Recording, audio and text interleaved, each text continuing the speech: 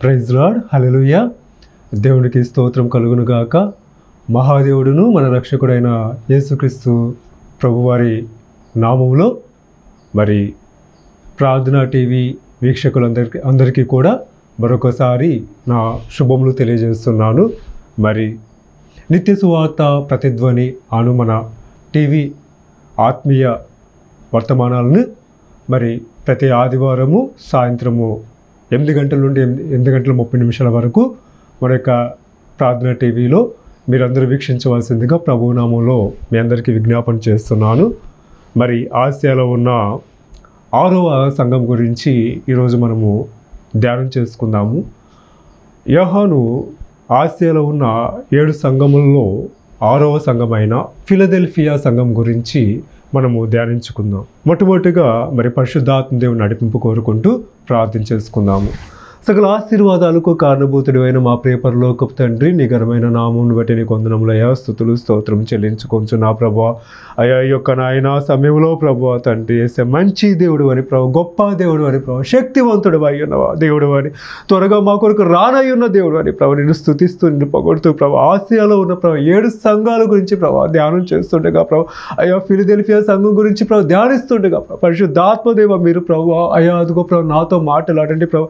ఎందరైతే ప్రభు ఈ యొక్క టీవీ వర్తమానాన్ని ప్రభు అయ్యా వీక్షిస్తున్నారు ప్రభు, వారందరితో మీరు మాట్లాడి ప్రభు ఆత్మీయంగా బలపరిచి ప్రభు తండ్రి యేసయ్యా ప్రతి ఒక్కరిని కూడా నీ యొక్క రాకడికై తండ్రి సిగ్గుపడనక్కర్లేని ప్రభు నీ యొక్క జత పనివారిగా తండ్రి యేసయ్యా నీ యొక్క రాకడిలో వధువు సంఘంలో ప్రభు అయ్యా ఎత్తుటికి పరిశుద్ధాత్మదేవ ప్రతి ఒక్కరికి నాయన పరిపూర్ణమైన సిద్ధపాటు కలుగు చేయమని తండ్రిని ప్రియకుమారుడైన యేసుక్రీస్తు ప్రభు వారి శ్రేష్టమైన నామములు అడిగి వేడుకొంచున్నాము తండ్రి. ఆమేన్, హల్లెలూయా, ప్రైజ్ ది లార్డ్. దేవుడికి స్తోత్రం కలుగునగాక. మరి ఫిలదెల్ఫియా సంఘం గురించి వ్రాయబడిన వాక్య భాగాన్ని మనం చదువుకుందాము. ప్రకటన గ్రంథము 3వ అధ్యాయము 7వ వచనం నుండి 13వ వచనం వరకు మనం పరిశీలన చేసినట్లయితే ఫిలదెల్ఫియా సంఘం గురించి దేవుడు మాట్లాడుతూ ఉన్నాడు. మరి తన శిష్యుడైన యోహానుకు దర్శన రీతిగా మరి ఫిలదెల్ఫియాలో ఉన్న సంఘస్థులకి ఏ సూచనలు చేస్తున్నాడో, మరి ఏ రీతిగా వారు జీవించి ఉన్నారో, ఏ రీతిగా సిద్ధపడమని దేవుడు మరి చెప్తూ ఉన్నాడో మనం ఒకసారి పరిశీలన చేసినట్లయితే ఒకసారి చదువుదాము. ఫిలదెల్ఫియాలో ఉన్న సంఘపు దూతకు ఇలాగూ వ్రాయుము, దావీదు తాళపు చెవి కలిగి ఎవడునూ వేయలేకుండా తీయువాడును, ఎవడునూ తీయలేకుండా వేయువాడును నైనా సత్యస్వరూపియగు పరిశుద్ధాత్ముడు చెప్పు సంగతులేమనగా, నీ క్రియలను నేనెరుగుదును, నీకున్న శక్తి కొంచెమై ఉండినను నీవు నా వాక్యమును గైకొని నా నామము ఎరుగుననలేదు. ఇదిగో తలుపు నీ ఎదుట తీసి ఉంచి ఉన్నాను, దానిని ఎవడునూ వేయనేరడు. యూదులు కాకయే తాము యూదులమని అబద్ధమాడు సాతాను సమాజపు వారిని రప్పించదును. వారు వచ్చి నీ పాదముల ఎదుట పడి నమస్కారము చేసి, ఇదిగో నేను నిన్ను ప్రేమించి తినని తెలుసుకున్నట్లు చేసేదను. నీవు నా ఓర్పు విషయమైన వాక్యమును గైకొంటివి గనుక భూనివాసులను శోధించుటకు లోకమంతటి మీదకి రాబోవు శోధన కాలములలో నేనును నిన్ను కాపాడిదను. నేను త్వరగా వచ్చుచున్నాను. ఎవడును నీ కిరీటము నభారింపకుండానట్లు నీకు కలిగిన దానిని గట్టిగా పట్టుకొనుము. జయించువానిని నా దేవుని ఆలయంలో ఒక స్తంభముగా చేసేదను. అందులో నుండి వాడు ఇక మీదట ఎన్నటికి వెలుపలికి పోడు. మరియు నా దేవుని పేరును పరలోకంలో నా దేవుని యొద్ద నుండి దిగువచ్చుచున్న నూతనమైన యెరూషలేమును, నా దేవుని పట్టణపు పేరును, నా క్రొత్త పేరును వాని మీద వ్రాసెదను. సంఘములతో ఆత్మ చెప్పుచున్న మాట చెవిగలవాడు వినుగాక. ఆమేన్, హల్లెలూయా. దేవుని నామానికి సమస్త మహిమ గంత ప్రభావములు కలుగునుగాక. హల్లెలూయా. ఫిలదెల్ఫియాలో ఉన్న సంఘపు దూతకు మరి దేవుడు ఈ రీతిగా వ్రాస్తూ అంటూ ఉన్నాడు, ఆయన యొక్క లక్షణాన్ని తెలియజేసుకుంటూ ఉన్నాడు. ఏమంటూ ఉన్నారు అంటే, దావీదు తాళపు చెవి కలిగి ఎవడును వేయలేకుండా తీయువాడును, ఎవడును తీయలేకుండా వేయువాడునైనా సత్య స్వరూపియగు పరిశుద్ధుడు చెప్పు సంగతులేమనగా అంటున్నాడు. హల్లెలూయా. ఇక్కడ యేసుక్రీస్తు ప్రభు తనకున్న మరి తనకున్న లక్షణము ఏదైతే ఉందో దాని గురించి తెలియజేసుకుంటున్నాడు. దావీదు తాళపు చెవి కలిగిన వాడని చెప్పుకుంటూ ఉన్నాడు. మరి దావీదు తాళపు చెవి కలిగిన వ్యక్తిగా దేవుడు మాట్లాడుతూ ఉన్నాడు. మరి దావీదు తాళపు చెవి, అసలు యొక్క తాళపు చెవికి అర్థం ఏంటి?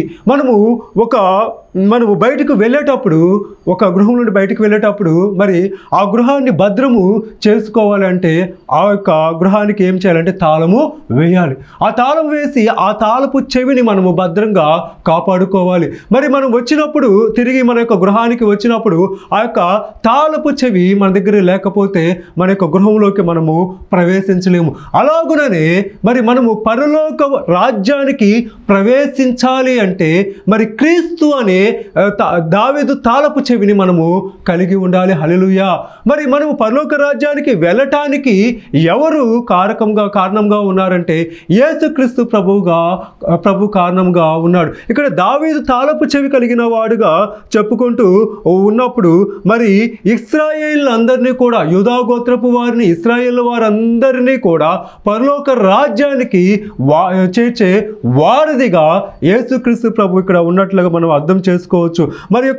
మరి దావీదు తాళపు చెవి మరి మనం గమనించినట్లయితే దేవుని యొక్క అంతిమ రాజ్య అధికారానికి, అలాగే దేవుని యొక్క ప్రవచనాల నెరవేర్పుకు, అలాగనే దేవుని రాజ్య ప్రవేశానికి అధికార ప్రతీకగా యొక్క దావీదు తాళపు చెవి ఉందని మనము అర్థము చేసుకోవాలి. అంటే మరి దేవుడే మనకు సర్వాధికారిగా ఉన్నాడు, సర్వమునకు అధికారిగా ఉన్నాడు. మరి ఆది కాండం నుండి ప్రకటన గ్రంథం వరకు ఉన్న ప్రతి ప్రవచనం యొక్క నెరవేర్పుకు ప్రతీకగా ఉన్నాడు.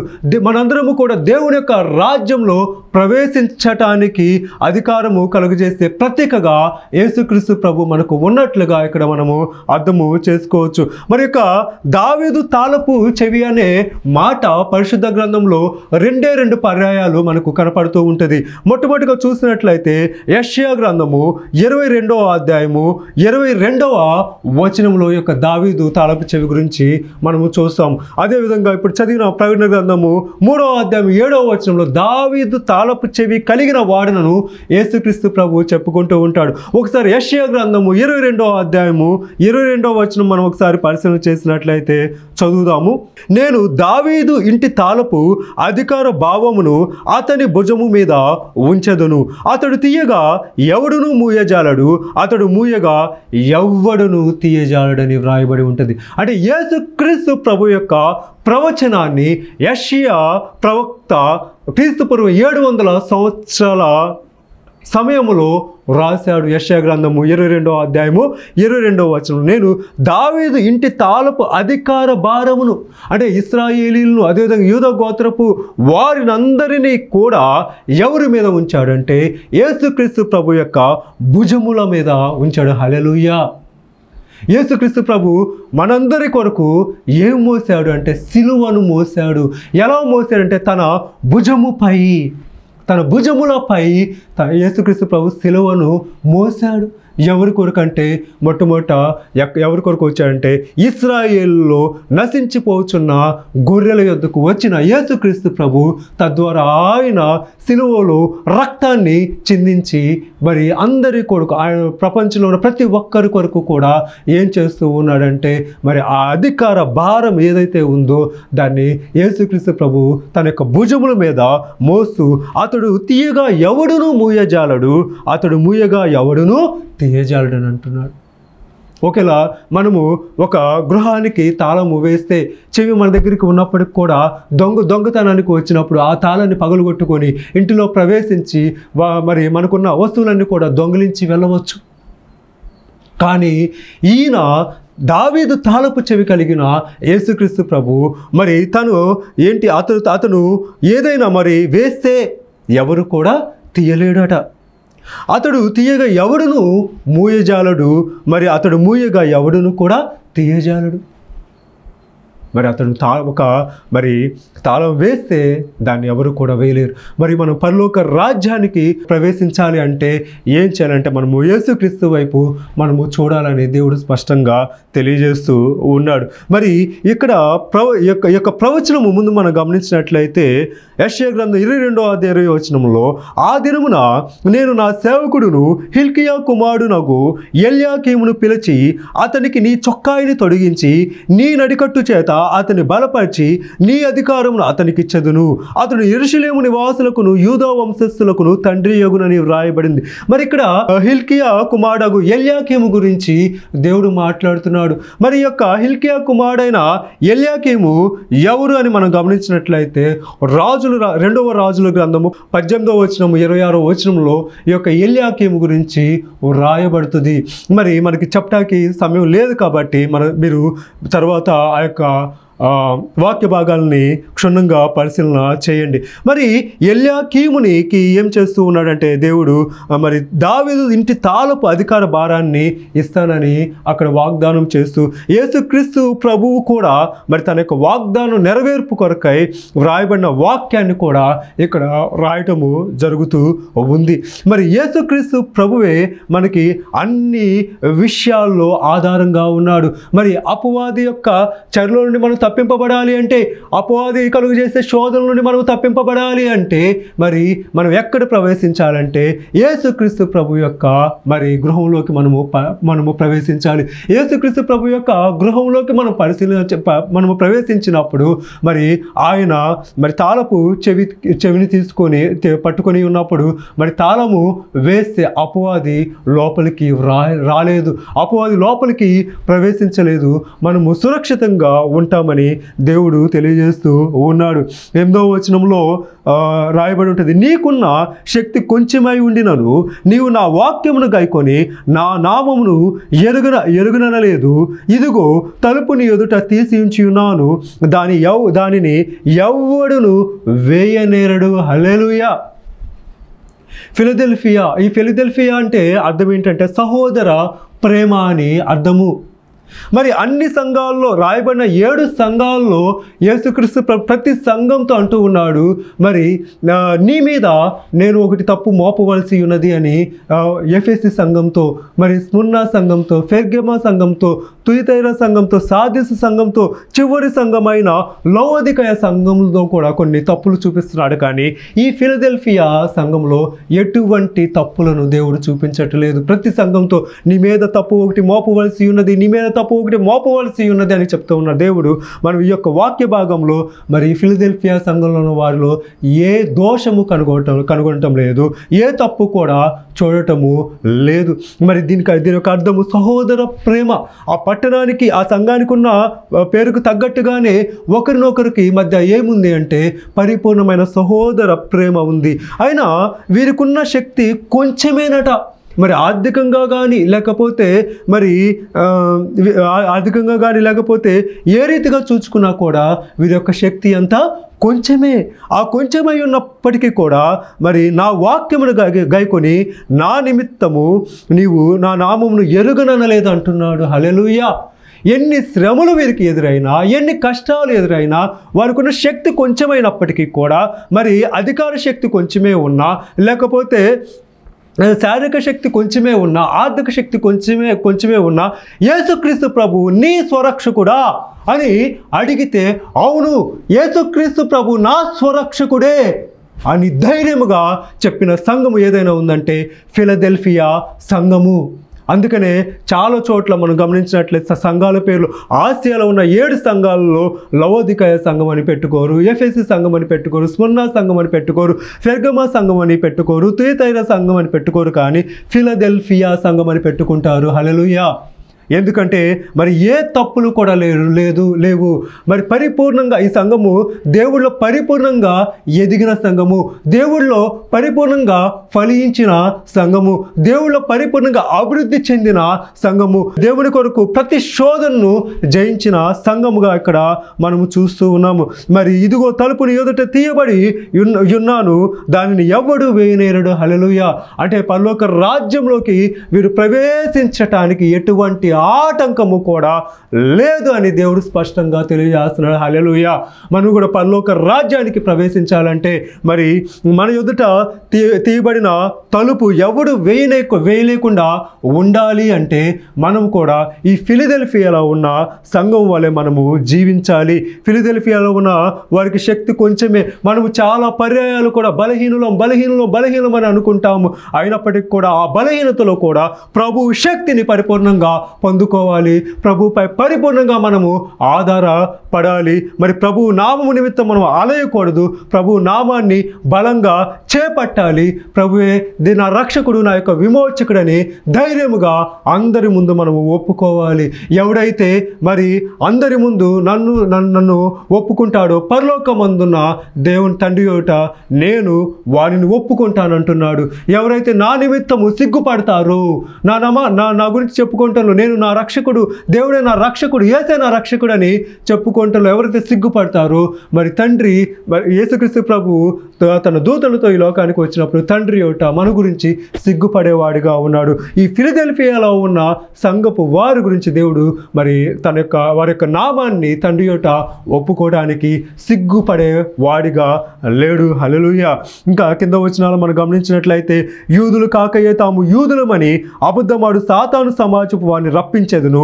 వారు వచ్చి నీ పాదముల ఎదుట పడి నమస్కారము చేసి ఇదిగో నేను నిన్ను ప్రేమించి తినని తెలుసుకున్నట్లు చేసేదును. హల్లెలూయా.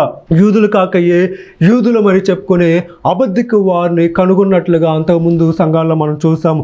ఇక్కడ కూడా మరి అటువంటి వారు ఎలా ఉన్నట్టే సాతాను సమాజపు వారు. ఇక్కడ యూదుడు అని మనము క్రైస్తవుడిగా తీసుకుంటే క్రైస్తవులు కాకయే క్రైస్తవులమని చెప్పుకునే సాతాను సమాజపు వారిని రప్పించి వారిని నీ పాదములు ఎదుట పడవేసి నమస్కారం చేసేవారుగా చేస్తానంటున్నాడు. హల్లెలూయా. వారి వ్యక్తుల ఎదుట నుండి మనకు అనేకమైన సమస్యలు రావచ్చు. మరి నామకార్థ క్రైస్తవుల నుండి అనేకమైన శోధనలు రావచ్చు. మరి ఆత్మీయమైన క్రైస్తవుడికి ఎప్పుడు కూడా మరి నామకార్థంగా ఉండే క్రైస్తవుని ఎదుటి నుండి అనేకమైన కష్టాలు శోధనలు వస్తాయి. మరి కొన్నిసార్లు క్రైస్తవుడికే శత్రువులుగా అవుతారనమాట. అటువంటి వారిని తీసుకొని వచ్చి నీ పాదముల మీద పడేస్తానంటున్నాడు. ఎంత గొప్ప ధన్యతను దేవుడు మనకి ఇస్తూ ఉన్నాడు. అప్పటి వరకు కూడా మనం పడిన నిందలు ఏవైతే ఉన్నావో, ఆవేదనలు ఏమైతే ఉన్నావో, శ్రమలు ఏవైతే ఉన్నావో వాటన్నిటిని బట్టి కూడా ఆ దినాన మనము పరిపూర్ణంగా సంతోషించే వారిగా ఉంటామని దేవుడు తెలియజేస్తూ ఉన్నాడు. ఇదిగో నేను నిన్ను ప్రేమించితనని తెలుసుకున్నట్లు చేస్తానంటున్నాడు. ఇంకా 10వ వచనంలో మనం గమనించినట్లయితే, నీవు నా ఓర్పు విషయమైన వాక్యమును గైకొంటివి గనుక భూనివాసులను శోధించుటకు లోకమంతటి మీద రాబో శోధన కాలంలో నేను నిన్ను కాపాడును. హల్లెలూయా. ఎంత గొప్ప వాగ్దానాన్ని దేవుడు మనకి చేస్తూ ఉన్నాడు.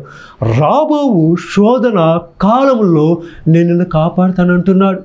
వచ్చే దినాలలో, వచ్చే సంవత్సరాల్లో, లేకపోతే యేసుక్రీస్తు ప్రభు ఈ యొక్క రాకడ సమయాల్లో ఒక క్రైస్తవుడు ఎదుర్కొంటున్న ప్రతి శోధనపై దేవుడు గొప్ప విజయాన్ని ఇస్తానంటున్నాడు. ఆ శోధన కాలంలో కాపాడుతానని వాగ్దానం చేస్తున్నాడు. ఆ శోధన కాలంలో రక్షిస్తానని వాగ్దానము చేస్తూ ఉన్నాడు. ఎందుకు? నీవు నా ఓర్పు విషయమైన వాక్యమును గైకొంటివి గనుక. హల్లెలూయా. మరి వాక్యంలో ఏముందంటే దేవుని యొక్క ఓర్పు అనేది ఉంది. ఆ యొక్క ఓర్పు విషయమైన, నా ఓర్పు విషయమైన వాక్యమును అంటున్నాడు. వాక్యమును గైకొన్నావు కాబట్టి, వాక్యాన్ని వినటం మాత్రమే కాదు కానీ వాక్యాన్ని మనం పరిపూర్ణంగా గైకొన్నప్పుడు ప్రతి శోధనలో దేవుడు మనల్ని కాపాడుతాడు. దేవుడు నమ్మదగినవాడు. శోధింపబడుదానికంటే ఎక్కువగా ఆయన నిన్ను శోధింపబడనియ్యడు. మరి ప్రభువా నువ్వు ఉన్నావు, ఈ రోజు నుండి కూడా నీ యొక్క వాక్యాన్ని నేను ధైర్యంగా మరి ప్రకటిస్తాను, నీ యొక్క వాక్యాన్ని గైకొంటానని మనం తీర్మానం చేసుకున్నప్పుడు మనము ప్రతి శోధన నుండి కూడా తప్పింపబడతామని ఇక్కడ దేవుని యొక్క వాక్యము తెలియజేస్తూ ఉంది. 11వ వచనంలో, నేను త్వరగా వచ్చుచున్నాను, ఎవడును నీ కిరీటము నపహరింపకుండానట్లు నీకు కలిగిన దాన్ని గట్టిగా పట్టుకొనుము. హల్లెలూయా. ఎవడు కూడా వచ్చి నేను నీకిచ్చే కిరీటాన్ని దొంగిలించకుండా, అపహరింపకుండా ఉండునట్లు నీకు కలిగిన దానిని గట్టిగా పట్టుకో అంటున్నాడు. దేనిని మనము గట్టిగా పట్టుకోవాలి చెప్పండి? ధనాన్ని గట్టిగా పట్టుకోవాలా? మన యొక్క బలాన్ని గట్టిగా పట్టుకోవాలా? లేకపోతే మనకున్న పలుకుబడిని గట్టిగా పట్టుకోవాలా? దేనిని బలంగా పట్టుకోవాలి? దేవుణ్ణి మనం బలంగా పట్టుకోవాలి. యేసుక్రీస్తు ప్రభువుని బలంగా పట్టుకోవాలి. వాక్యాన్ని మనము బలంగా చేత పట్టుకోవాలి. యేసుక్రీస్తు ప్రభువు మనకిచ్చిన రక్షణ ఏదైతే ఉందో దానిని మనము బలముగా పట్టుకున్నప్పుడు మన యొక్క కిరీటము కాపాడబడుతూ ఉంటుంది. మరి ఏంటి ఈ యొక్క కిరీటము? ఎటువంటి కిరీటాన్ని దేవుడు మనకు ఇస్తూ ఉన్నాడు? మరి పరిశుద్ధ గ్రంథంలో మరి క్రొత్త నిబంధనలో అపోస్తలుడైన పౌలు కానీ లేకపోతే శిష్యులు రాసిన పత్రికలలో అనేకమైన కిరీటాల గురించి మనము చూస్తూ ఉన్నాం. మరి ఆ కిరీటాలు మనం పరిశీలన చేసినట్లయితే కొరింథీయులకు రాసిన మొదటి పత్రిక 9వ అధ్యాయము 25వ వచనంలో దేవుడు అంటూ ఉంటాడు, అక్కడ నేను అక్షయ కిరీటాన్ని ఇస్తానని వాగ్దానము చేస్తారు. అక్షయ కిరీటం అంటే క్షయమైన కిరీటము కాదు. అంటే ఆ కిరీటానికి క్షయం అనేది లేదు. రాజులు ధరించుకునే కిరీటము కొన్ని సంవత్సరాలకి క్షయమైపోద్ది.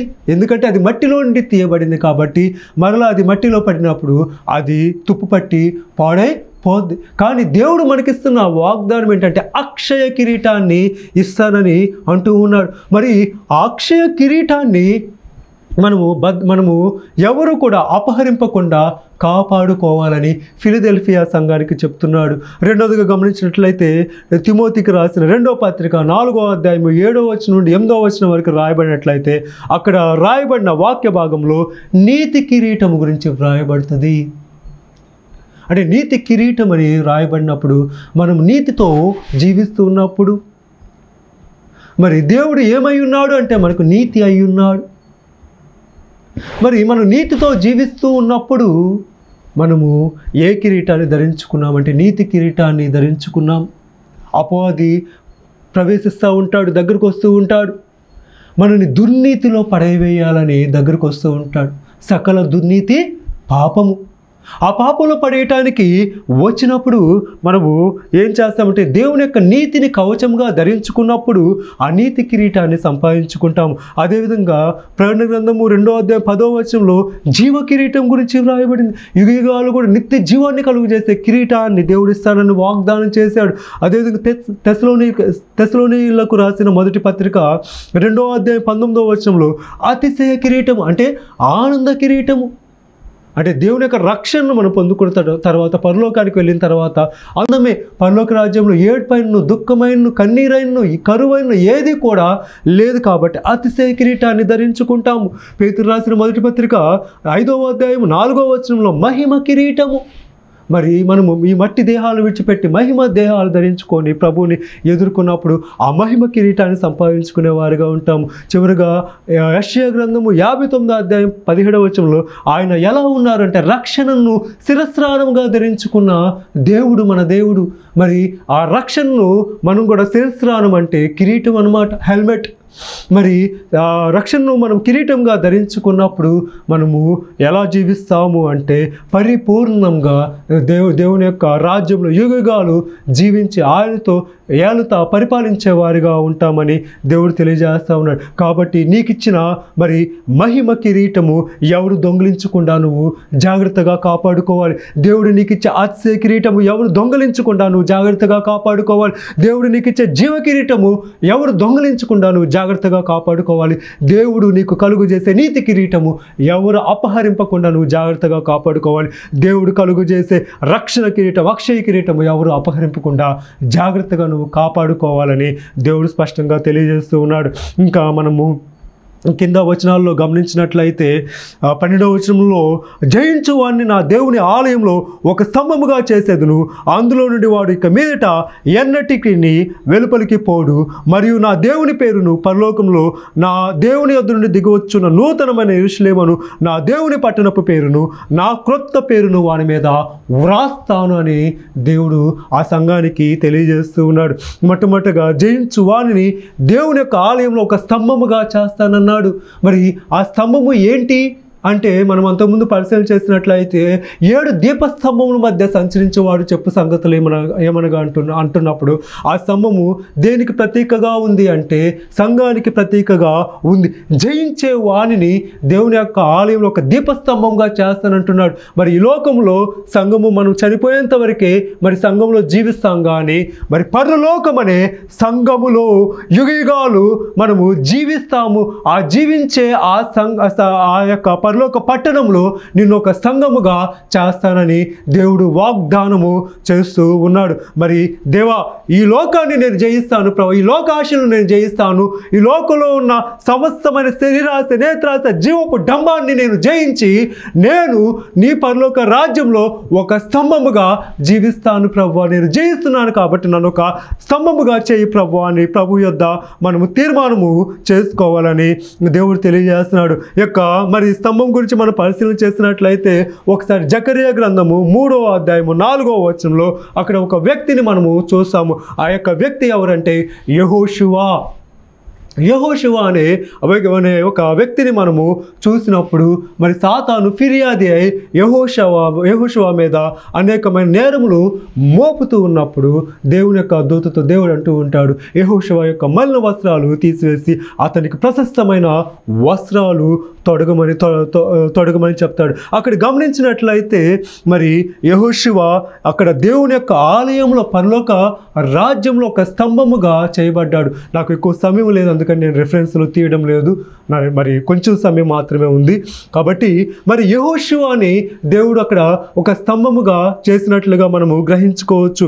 యెహోషువ 3వ అధ్యాయము 7వ వచనము, యెహోషువ 6వ అధ్యాయము 11వ వచనాలలో ఒకసారి మీరు చదివి మనము మరి అక్కడ చూసినట్లయితే యెహోషువ అనే వ్యక్తిని దేవుడు దీపస్తంభంగా పరలోక రాజ్యంలో నిలవబెట్టాడు. అదేవిధంగా యెహోషువ గ్రంథం 4వ అధ్యాయము 3వ వచనము 11వ వచనం కూడా మనం పరిశీలన చేసినట్లయితే అక్కడ మరి 2 ఒలీవ చెట్లను మనము చూస్తూ ఉంటాము. ఆ యొక్క ఒలీవ చెట్లు ఎవరికి సాదృశ్యకరంగా ఉన్నాయి అంటే యెహోషువ జెరుబ్బాబెలుకి సాదృశ్యకరంగా ఉన్నాయి. ప్రభువా, వీరిద్దరూ ఎవరు అంటే వీరిద్దరూ కూడా మరి లోకనాథుని ఎదుట తైలము పోయేవారు అని దేవుడు చెప్తాడు. పరలోక రాజ్యంలో వీరు అభిషిక్తులుగా ఒక ముఖ్యమైన స్తంభాలుగా నిలవబడిన వ్యక్తులు. అదేవిధంగా ప్రకటన గ్రంథము 11వ అధ్యాయం 3వ వచనం నుండి 7వ వచనం వరకు మనం చదివినట్లయితే మరి ఆ రాబో శోధన కాలంలో మరి రాకడ దినాల్లో దేవుడు ఏం చేస్తాడంటే 2 సాక్షుల్ని పంపిస్తారు. ఆ 2 సాక్షులు కూడా ఏం చేస్తారంటే 3.5 సంవత్సరాలు కూడా యెరూషలేములో నిలవబడి ఇశ్రాయేలుకి వాక్యాన్ని ప్రకటిస్తూ ఉంటారు. అలా ప్రకటిస్తూ ఉన్నప్పుడు 11వ అధ్యాయం ప్రకటన గ్రంథం 11వ అధ్యాయం 4వ వచనంలో వీరు భూలోకమునకు ప్రభు అయిన వాని ఎదుట నిలుచుచున్న 2 ఒలీవ చెట్లను దీపస్తంభములనై ఉన్నారట. హల్లెలూయా. ఆ ఇద్దరు వ్యక్తుల గురించి ఏమని రాస్తూ ఉన్నాడంటే దేవుడు మరి దేవుని ఎదుట నిలుచుచున్న 2 ఒలీవ చెట్లు అదేవిధంగా దీపస్తంభములై ఉన్నారు. అంటే వీరు ఏం చేస్తున్నారంటే జయిస్తూ ఉన్నారు. ఫిలదెల్ఫియాలో ఉన్న సంఘానికి ఇస్తున్న వాగ్దానాన్ని వీరి యొక్క జీవితాల్లో మరి నెరవేర్చుకుంటూ ఉన్నారు. వారు ఏం చేస్తున్నారంటే అనేకమైన సూచక్రియలు మహత్కార్యాలు చేస్తూ మరి అక్కడున్న వారందరికీ కూడా దేవుని యొక్క సువార్తను కడవరి దినాల్లో అంత్య దినాల్లో ప్రకటిస్తూ ఉన్నారు. హల్లెలూయా. అలా ప్రకటిస్తూ వారు హతసాక్షులుగా అయినట్లుగా మనము చూస్తూ ఉన్నాం. కాబట్టి మరి ఈ యొక్క వాక్యం వింటున్న నువ్వు నేను కూడా ఏం చేయాలంటే దేవుని యొక్క ఆలయంలో ఒక స్తంభంగా నిలబడాలి.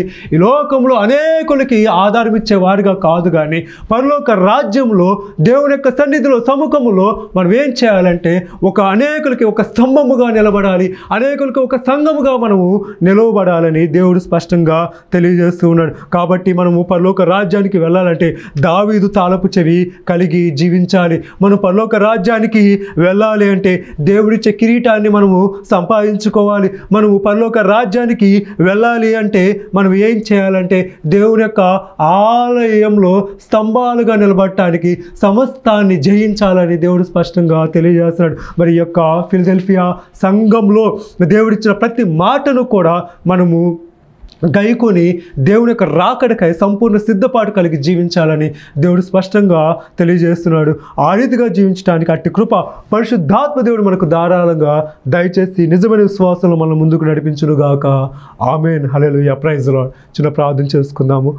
మహోన్నతుడా, మహాగణుడా, నా యొక్క ఆశ్రయదుర్గమునైన నా ప్రియ పరలోకపు తండ్రి, ప్రభువా దేవా, యేసయ్య ఫిలదెల్ఫియా సంఘం అంటే ప్రభువా తండ్రి యేసయ్య ఇదిగో ప్రభు సహోదర ప్రేమ అన్నావు ప్రభు. అటువంటి సహోదర ప్రేమ కలిగిన సంఘముగా తండ్రి మా సంఘాలు ప్రభువా తండ్రి ఉంచండి. ఇక్కడ ఎవరి దినాల్లో ప్రభు సహోదరుల మధ్య ప్రేమ చల్లారిపోతూ ఉండగా తండ్రి యేసయ్య పరిపూర్ణమైన నీ యొక్క నాయన ప్రేమలో ప్రభువా తండ్రి యేసయ్య ఏర్పాటుకు పరిశుద్ధాత్మ సహాయం చేయండి. ఈ యొక్క వాక్యం వింటున్న ప్రభు ప్రతి ఒక్కరిని కూడా తండ్రి దీవించి ఆశీర్వదించి ప్రభు నీ యొక్క రాకడిగా భద్రముగా కాపాడు ప్రభు. నీ యొక్క తాలపు చెవి కలిగిన వారే ప్రభు. మీరు ఇచ్చే ప్రభు తండ్రి కిరీటాన్ని సంపాదించుకున్న వారే ప్రభు. నీ యొక్క ఆలయంలో ఒక స్తంభంగా నిలబట్టుకు పరిశుద్ధాత్మ దేవుని యొక్క కృపను కాపుదలను దయచేసి ముందుకు నడిపించమని మీకే సమస్త మహిమ గంత ప్రభావాలు చెల్లించుకోవచ్చు. అద్వితీయ సత్యదేవుడు అయిన తండ్రి, మా రక్షకుడును, మా యొక్క విమోచకుడును, మీ ప్రియకుమారుడైన యేసుక్రీస్తు ప్రభు వారి అద్వితీయమైన ఆయా పరిశుద్ధమైన నామములు అడిగి వేడుకొంచున్నాము తండ్రి. ఆమేన్. ఆమేన్. అందరికీ వందనాలండి. Praise the lord.